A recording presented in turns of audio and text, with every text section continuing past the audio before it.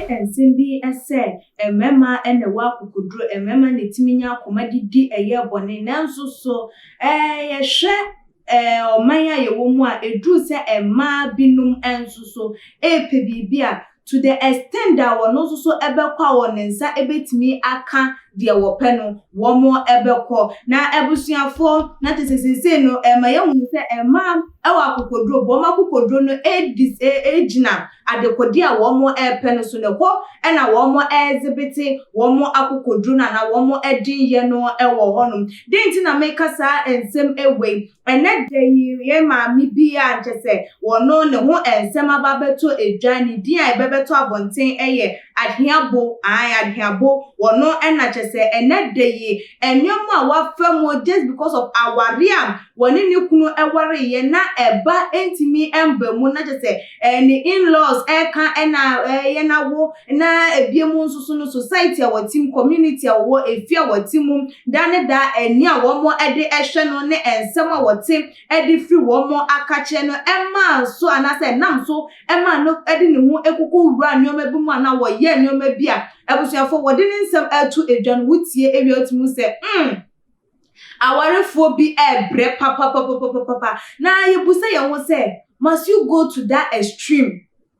just because of what you want ana minsem busa mi busai obeti ase ebra mede ye mami ne nsem yi etu edwa ede amamu na ebusuafo ye ne nsem a wode eba ye no na tese wo chiremu am edru emre bi to the sense woni efunu empo eda ye denti no ni funu eda ni nyina eye for cleansing esanse na wofimi ewo enti ye mani hunu se eye bibi na edi na chie enti wokokọ hwehwemu a wokọ ye sosra bi chechinse mu no che no hu se ye generational curse enu nti no de ebetimi amanatimi awoa ene se woni wobi a wawuo ebeda na ebusuafo ensem no mama me kwan na menkenkan emfa emamu say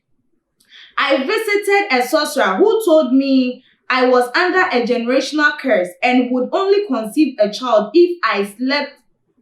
slept with a dead man for cleansing. After I thought about it for some time, I boldly decided to try. I went to Ahero where I paid a mortuary man who arranged everything for me. I did as I was instructed by the sorcerer. Honestly, it was the worst experience of my life. I wouldn't want anyone to experience such. I gave up completely and left everything at the mercy of God. One of my neighbors advised me to try out a herbalist, Wema, who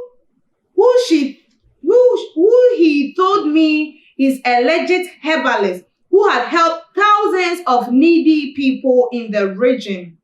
She gave me his contact, but honestly, with the previous nightmare in the mortuary, I was reluctant to take any step. I was not ready to go through such a terrifying encounter again. Na ebusuafo nensem a wode atu edwa enu no na say after say we call for mortuary man okoko 2 years ka say one dead man either for almost 6 months no ebiem so na danfo enso so ema no obi a chese no so ye herbalist a wabo ankofo dodo na ewo awomu na oto aso ebiem say I told myself let me try for the last time, but this time I was even contemplating suicide. I contacted the herbalist and he arranged the meeting. After listening to me, the herbalist put me on herbal medicine that I was to take for 4 months. We are the happiest couple on earth today. We have our own children. We are going to bring up these girls well. I just don't know how I can pay herbalist this. I can pay this herbalist. God used him to bring happiness to us. We ene eyenen semwa yenua bayi ede ebebetu edwa after say koko hu eye sosra ede efa na awo a wantimi enwo for years no enwo aye ka che ni say eye generational curse enu nti woni obi a wawuo be ma wawuo enkonkoda a wotu sa anamono for 6 months day na just wo comot you honum ene bema wo ekokokoda for cleansing wo wie na just still eba ema no ena ne yonku bi enso so introduce a herbalist the ema no say oh we dey or the haba ma ene nyoma ene ye adwuma no nti no no so eno krampo no dwen ho ba ko mienu miensa ansa na wo tu sa anamo no the akwa for 4 months eno so no ogoyi on herbal medicines ayede ema no ansa na ne dey nyame ache wo mo emma atese wo mo den erizi wo mo abna ebusiafo. Say afe wa hunu denti me busa say must you go to that extreme to do anything for what you want ana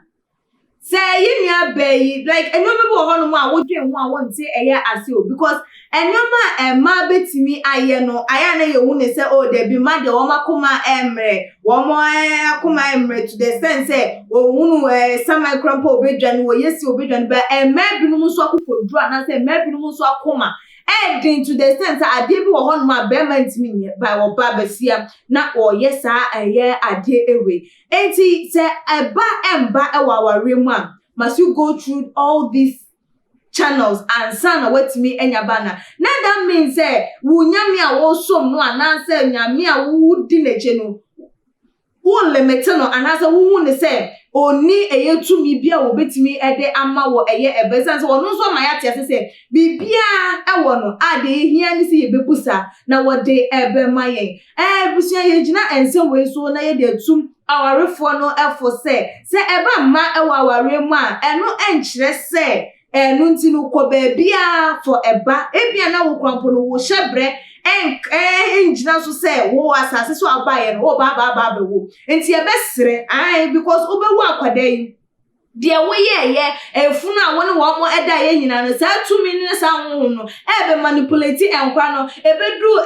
certain stage bi no na afi nyoma enkoye won kwada na brabo ma na asofo mum na ehunu amane enti si wo bibia adenti na yema ye need aso no ensi erade so to the extent say and to the time say wono ani mrepam no wo de adoma chede no ebedum ye sanse onu enkwada na adoma chede a wo de den eche abusuafo wade nchefa ye ma me ensem wadi tu dwe mu den na betimi aka wadi nche no for bra ebebetu edwa e wo tuma gh comment section na ebiom so like videos na share e all the social media platform so follow yen e wo ye IG page and your Twitter page so tuma gh_media ene ekia sikapa dasene ebesane di ehia ebimaka.